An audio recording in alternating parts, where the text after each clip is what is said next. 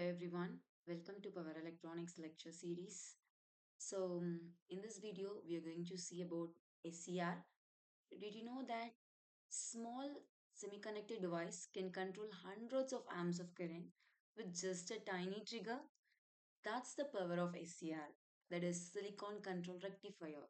It is everywhere from motor speed control, light dimmers, power converters to modern industries. So in this video, we'll explore the basics, working, characteristics, applications and importance of SCR in power electronics.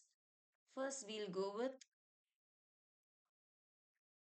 what is an SCR? Normally, it is a semiconductor device. It acts as a unidirectional device and it belongs to thyristor family, and it's a four layer three junction semiconductor device with three terminals. So the three terminals are anode, cathode and gate, and basically it is a control switch. Once it's turned on with a gate signal, it remains conducting until the current drops below the certain level. So you can just compare it with a normal diode, okay?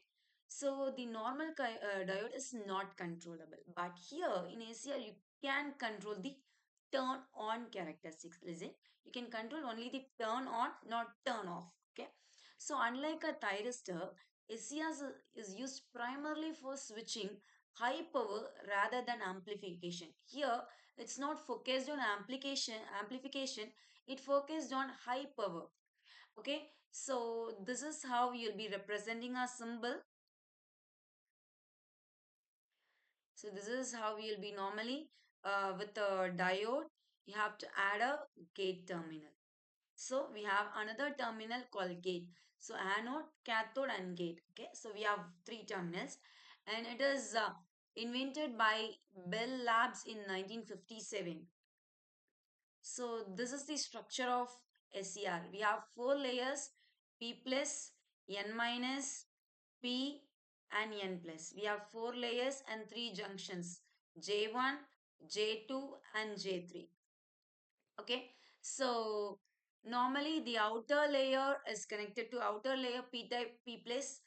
P plus is highly doped P type material. N plus is highly doped N type material. Okay, so this P plus is connected to anode and this N plus is connected to cathode, and this P is connected to, that is moderately doped P type material is connected to gate. Okay, so and how now we'll go how it works. Okay, so we have three modes of operation: forward blocking mode, forward conduction mode, and reverse blocking mode.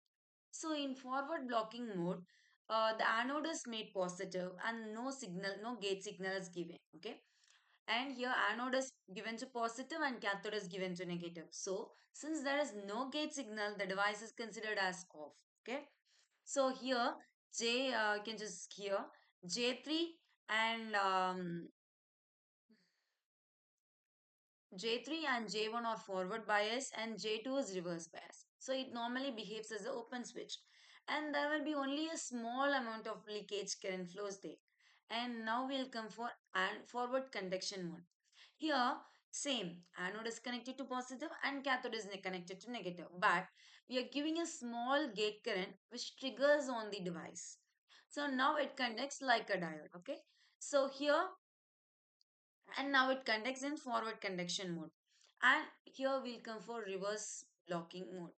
Here cathode is connected to positive terminal and anode is connected to negative terminal, and the junctions J1 and J3 are reverse bias, J2 is forward bias, and there will be small breakdown, small reverse leakage current occurs there, and at high reverse voltage, and there will be breakdowning occurring there, and we should make a note of that. In reverse bias, that is in reverse blocking mode, that it can damage your device. So this is the characteristics of an SCR. And here we have latching current. In, you can just see this right, this leakage current is due to forward blocking mode. We have two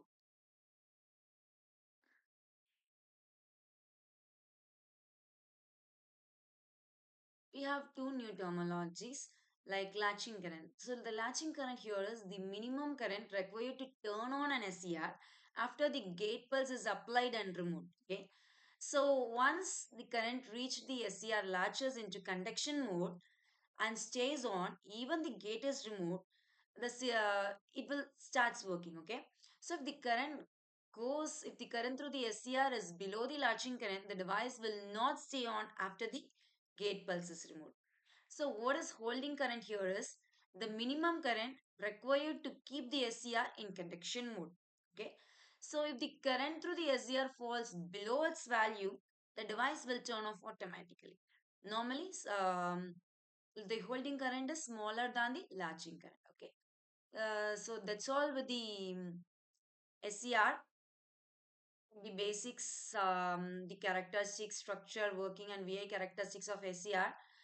So we'll see in next series.